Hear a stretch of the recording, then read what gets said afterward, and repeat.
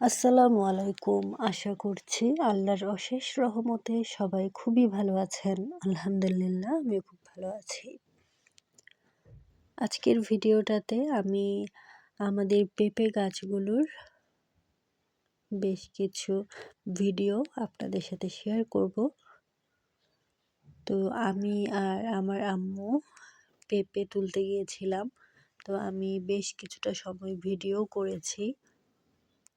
তো এখানে হচ্ছে আম্মু পেঁপে পেকেছে কিনা গাছে সেগুলো চেক করছিল। তো একটা দুইটা তো আসলে পেঁপে গাছ না, বেশ অনেকগুলো পেঁপে গাছ মাশাআল্লাহ। তার জন্য প্রতিটা গাছ চেক করে পাকা পেঁপেগুলো নিয়ে তারপর আবার আগের মতো কাপড় বেঁধে দিচ্ছিল। তো মাশাআল্লাহ বেশ অনেকগুলো কিন্তু পেঁপে পাওয়া গিয়েছিল সেবার।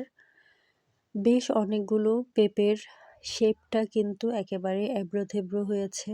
আর বেশ অনেকগুলো পেঁপের শেপটা পেঁপের মতোই সুন্দর হয়েছে। তো যেগুলাতে অল্প একটু রং এসেছে সেগুলোই আম্মু নিচ্ছিল।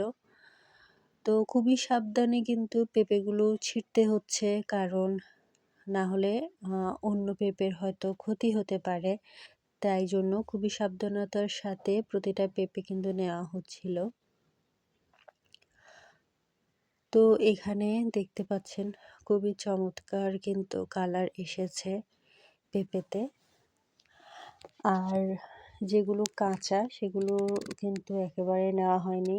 তরকারি রান্না করার জন্য কিন্তু অনেক সময় নেওয়া হয়, কিন্তু সেবার শুধু আমরা পাকা পেঁপেগুলোই নিচ্ছিলাম।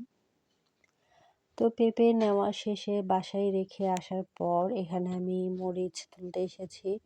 তো বরাবর মতোই বেশ অনেকগুলো মরিচ পেয়েছি।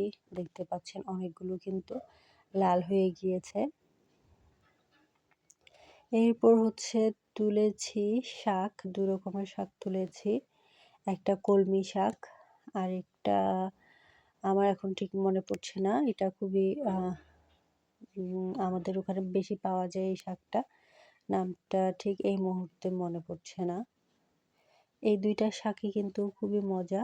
আর এখানে কিন্তু ২টা শাক একসাথে মিক্স করে রান্না করা হবে। তো আমরা এগুলো যখন আসলে নেই তখন কিন্তু খুবই সাবধানতার সাথেই নেই, যেন ময়লা পাতাগুলো আসলে নিতে না হয়। একেবারে উপরের দিক থেকে নেই। তো তারপরেও কিন্তু এমনিতেই ধুয়ে তারপর কেটে রান্না করার কোনো অপশনই নাই, কারণ আম্মু তাহলে খাবে না। তাই আমাদেরকে আবার সেগুলো পরিষ্কার করতে হচ্ছে এবং এরপরে কিন্তু ধোয়া হবে। আর এখানে যেটা রান্না করা হবে সেটা হচ্ছে কলার মোচা, যেটা ভাজি করা হবে। আর এটা ভাজি করবে আমাদের ভাজিটা করবেন হচ্ছেন আমাদের একটা আন্টি। তো আন্টি এগুলো করছিলেন আর আমি সেই মুহূর্তে ভিডিও ধারণ করছিলাম। তো এই তো এখানে প্রথমে কিন্তু আন্টি রসুন দিয়ে দিয়েছেন, এরপরে পেঁয়াজ সহ অন্যান্য উপকরণ দিবেন। তো আজকের ভিডিওটা আমি অনুরোধ করব একেবারেই শেষ পর্যন্ত দেখার জন্য। একেবারে অল্প ডিউরেশন, একদমই ছোট একটা ভিডিও। আশা করছি সবাই অবশ্যই ফুল ওয়াচ করে দিবেন। আর বরাবরের মতোই লাইক, কমেন্ট এবং সাবস্ক্রাইব করে আমার পাশে থাকবেন। তো দেখতে পাচ্ছেন এখানে এগুলো কিন্তু কেটে দিয়েছে আম্মু, এরপর আন্টি রান্না করবেন। আর এই তো এখানে শরবত বানানো হয়েছে, সেগুলোই খাচ্ছিলাম। তখনও কিন্তু শরৎকালের শেষের দিকে ছিল, তাই অল্প স্বল্প কাশফুল দেখা যাচ্ছিল।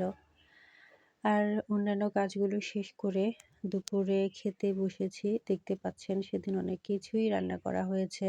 আন্টি অল্প অল্প করে অনেক কিছুই রান্না করেছে। তো সেগুলোই খেতে বসে গেলাম দুপুরের খাবারে।